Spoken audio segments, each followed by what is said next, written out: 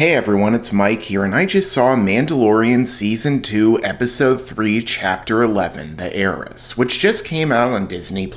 Now, I was looking forward to this episode after last week. The past 2 weeks have had some strong outings for the series so far, and as a result, my expectations were set a little higher than usual. And upon seeing the episode, I would have to say that I really enjoyed it, and it was another strong installment of the series that set up greater things to come. So let's get into what happened now, which will include spoilers. But first, make sure to subscribe and enable all notifications so that you can stay up to date with all of my future videos. So taking place directly after the events of the last episode, Mando and his heavily damaged ship made their way to another world to deliver the frog aliens' eggs so that they could hatch. And this began with an awesome scene where the ship had to enter the planet's atmosphere, on the verge of being torn apart and burnt up or crashing into the surface, whatever happens first. Of course, they made it down to the landing pad safely, only for the ship to then fall into the water in comedic fashion. It was then that the frog alien met up with her husband, and Mando had his ship fixed by a Mon Calamari mechanic. He then went to town to find some more information on his fellow Mandalorians. This led him to a sort of pirate ship, where they promised to take him to his people, only to double-cross him, having the child's pod being eaten whole by a giant monster, and then they locked him in the same tank in hopes of stealing his armor. That's when the other Mandalorians jumped in, taking out the pirates and saving Mando along with Baby Yoda. And this is where we got our reveal of just who they were, as their leader was none other than Bo-Katan from the Star Wars, Clone Wars, and Rebels series, who was played by Katie Sackhoff, who also voiced the character on those shows. At first being relieved to see them, Mando became more hostile after they took their helmets off. However, this is when it was explained to him in the audience that his group of the Watch is different from the other Mandalorians, being more fundamentalist and kind of like religious zealots who refuse to remove their helmets. And I'm glad that they finally addressed this in the show, because after seeing the Clone Wars and Rebels where the Mandalorians walk around with their helmets off all the time, it was strange coming into this show and being told that Din Djarin can never take his helmet off. So it's good that they're fleshing out this religion further in the show. However, this animosity wouldn't last long, as Mando joined Bo-Katan and her crew on a mission to retrieve the Darksaber from an Imperial ship that was leaving the planet, boarding the ship and working together to try and achieve their goals, complete with some awesome action sequences along the way, where the group took on a bunch of stormtroopers, taking them out in various ways, complete with an awesome hallway shootout where Mando rushed through a hail of blaster fire and used charges to blow up his remaining enemies.